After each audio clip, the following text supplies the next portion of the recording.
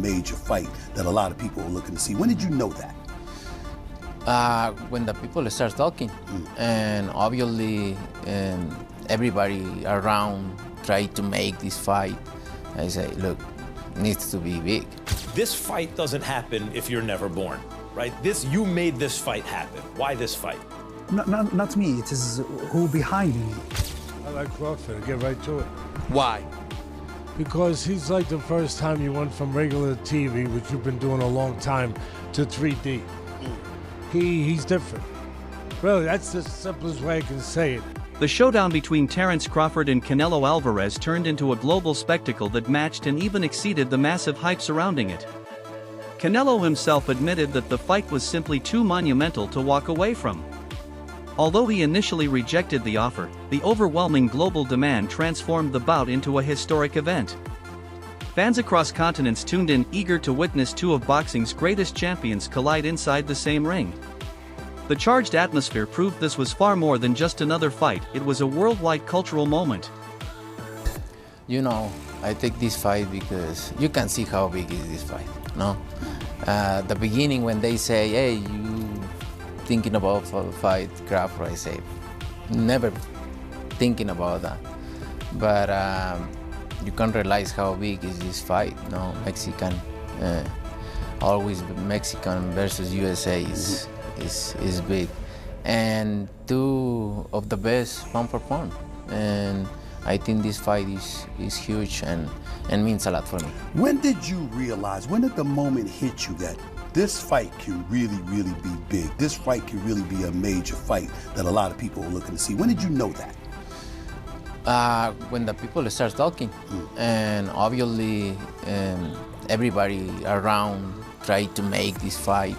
I say, look, it needs to be big, right? Because Netflix, Riyadh season, everybody interested in this fight. So that's when I realized how big is this fight. Crawford felt like initially you needed some convincing because you thought it was a lose-lose proposition, whereas you're fighting the smaller guy, and if you won, you wouldn't really get any credit for it. Was that what you were thinking? Yeah, but if you think well, I've been in that position before. Saudi advisor and chairman Turki Alilshik reflected after the contest, stressing that the night was not solely about boxing, but about delivering a once-in-a-lifetime experience. He highlighted how special the event was for fans, especially with the possibility that this could mark Terence Crawford's last grand appearance on such a platform. For Turkey, hosting the bout before a global audience carried profound significance. It celebrated two living legends at the very peak of their craft while preserving a slice of boxing history destined to be remembered for generations.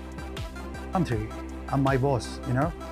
But really, if you look at as a business, this fight will not happen if we are not involved as Gia, Riyadh season, Saudi Arabia. This is truth. Because even with what the relationship with Netflix, and we are very happy about it, still this fight costs more and more. Speaking of cost more and more, for everyone who watches it, everyone already has a Netflix account. So they're not paying anything extra for it. Yeah. You, however, are the guy who just paid hundreds of millions of dollars for a pay-per-view fight that you wanted to see. So people like to get their money's worth. What do you want to see from this fight? First, not what I want to see, what all the people around the world, and you are fans of boxing, want to see. It's taken too long, but thanks God, without the support behind me from my government, my leaders, the Crown Prince and the vision, and without the love of the fans, we will stop not complete. This is what pushes us. This kind of fight, special Canelo Crawford, I want to explain it to you exactly why it is important and the fight of the century. Canelo is the biggest name in boxing now, and Crawford undefeated and have the chance to be undisputed for the third time. Maybe this is the last fight for Crawford, and for Canelo, it's mean a lot for his fan in North America and South America and all the world. He doesn't want to get beating from guy getting up 2-3. Renowned trainer and analyst Teddy Atlas, speaking alongside ESPN's Stephen A. Smith, had already placed Crawford on a pedestal even before the opening bell. Atlas compared him to the leap from 3D to digital, a metaphor to capture Crawford's advanced sharpness and higher skill level. He explained that Crawford's adaptability, precision, and calm ring demeanor separated him from almost every other fighter of this era. Once the fight began, those words rang true. Crawford's ability to effortlessly switch from orthodox to southpaw, to read his opponent within seconds, and to adjust with near-instant speed showcased exactly why analysts had so much faith in him. His composure under the brightest spotlight, against one of boxing's most decorated champions, cemented his reputation as a complete fighter. To millions of fans watching, Crawford's performance was not just about winning, it was about redefining the art of boxing itself. He elevated the sport, leaving the impression that a new chapter in boxing's legacy had been written that night. Back in the day, I used Betamax, and then that was good. It was cool. VHS, VCR, all that stuff. I still got them, actually. And all of a sudden, digital came around. There you go. He's digital, really. And I'm not knocking Canelo for all the people out there that, want to pull their arrows now and start slinging shots at me. Hey, that's okay, that's fine. But I'm not knocking him. He's a good, solid guy. He's Good, tremendous. solid guy. He's 63-2, Teddy, and has never been knocked out. And this guy that's what's fighting his is record? moving up 63-2. Wait, what's his record? 63-2. By whose accounting? What do you mean by who's accounting? What are you trying to say? That's what am I said. trying to say? There's a couple fights there that you might be able to argue there. Just a little bit. Okay. Starting with Triple G. Just a little bit. A little bit, I mean, you're insulting him a little bit. Like in a movie with De Niro. I'm not insulting him. I'm pointing out the facts. But here's my point to you, Teddy. He's 63-2. Lara, how about the Lara fight? Hold on. You want to go back further? Okay. What about Madrimov with Crawford? I'm just saying. No, he beat Madrimov. He didn't look the way we want him to look. Okay. We were stepping up for the first time to that weight class. He didn't look the way that we wanted to say, oh my God. Well, stay with me. Let me ask you this question. And Madrimov was not getting the credit for the kind of fighter that he was. But let me ask you a question, Teddy Atlas. He didn't look the way you wanted him to look, moving up from 147 to 154. Now he's going from 154 to 2 weight classes to 168 against a guy who's 11-0 at the 168-pound limit and is entering his 12th fight undefeated and has never been knocked out. Yeah, VHS digital. Did you worry about that jump when you went from VHS to digital? No, you just said we're at digital now, and it looks good. It looks really good, and you look great. No, you do. I appreciate it. Thank you so much. You look tremendous. But I'm just saying, listen, I believe in Crawford too, and I believe that Crawford is one of the top 2 fighters on the planet. But he is moving up 2 weight classes, and when people look at him going up against Canelo, here's what they're saying. He's got to keep his distance. He's got to hit, stick, and move. He can't stay in front of him. Canelo Alvarez, the 4-division world champion, stepped into this fight with his career trajectory already planned out. He has openly stated his intention to retire within 2 years, having already checked off nearly every achievement possible in boxing, from unifying titles to headlining massive stadium events. Against Crawford, his performance reflected not only his enduring brilliance but also his desire to secure his place among boxing's immortals. His mindset was no longer just about adding belts, but about ensuring his name would be remembered when he finally hung up the gloves. Think you'll box? I don't know, maybe 2 more. 2 more years? Yeah. Is there anything else that you want to accomplish that you haven't yet accomplished? I already accomplished everything. So there's I nothing did everything in boxing. Yeah. So I'm fine. When this is all over for you, maybe in 2 years from now, what do you want to be remembered for? One of the greatest fighters in the boxing history. That's why I'm here. That's why I start boxing. So I'm doing good. I think you've already accomplished that. Broadcaster and analyst Simon Jordan focused on Canelo Alvarez's remarkable consistency and longevity. He reminded audiences that from the moment Canelo burst onto the professional scene as a teenager, he has carried enormous expectations and delivered every single time. Jordan stressed how rare it is for a fighter to remain at the top for more than a decade, let alone across multiple divisions. This fight served as proof of that. Canelo's ability to remain calm under pressure, his sharp ring IQ, and his knack for exploiting the smallest opportunities reaffirmed why he is considered one of the greatest fighters of his era. Every adjustment he made in the ring reflected unmatched experience. Jordan's insights reminded fans worldwide that very few athletes can sustain dominance against younger, fresher challengers. In this regard, the fight highlighted Canelo not only as a champion but as a generational figure in the sport.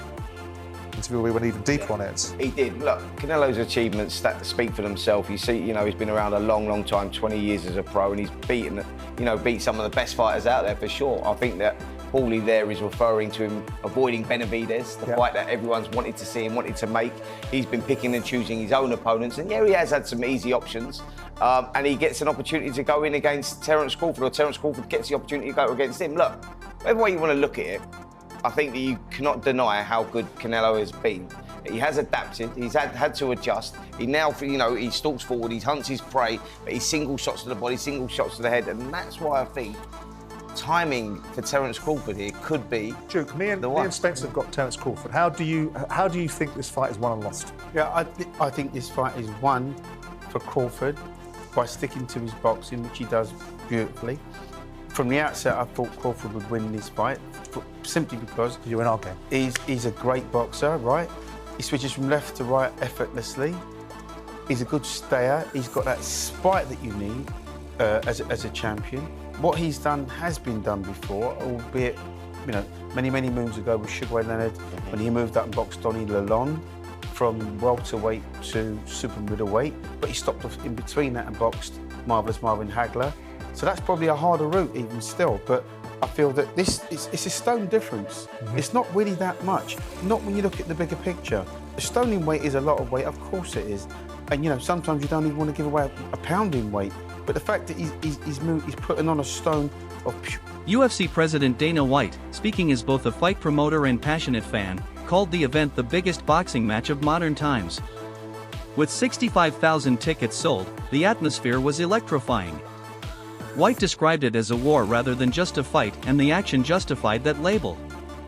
Every exchange drew thunderous reactions, and the fighters delivered a contest that felt monumental from the opening bell to the final round. The event's sheer scale secured its place as something greater than a championship bout. It was a cultural landmark. All I care about as the promoter of this event is that it's a good fight. Over 65,000 people are coming in for this fight live. Who knows how many are going to tune in around the world on Netflix, but what I want is when it's over, everybody turns off the TV or walks out of the arena and goes, I'm so glad I came to this fight. That was a war. I mean, I could sit here for an hour and break down the fight, both ways for both guys. But what I truly believe is, because Crawford's moving up in weight and this legacy thing is so important to him, he's going to come at Canelo. And you know how Canelo is a counterpuncher and hits hard, and I think it's going to be a war. Boxing commentator Showbiz the Adult reflected on the sparring footage between Canelo Alvarez and rising star Jaron Boots Ennis that surfaced before the fight.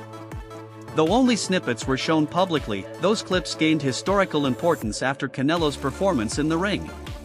The sparring was more than practice, it was where Canelo tested himself against one of boxing's most explosive young talents.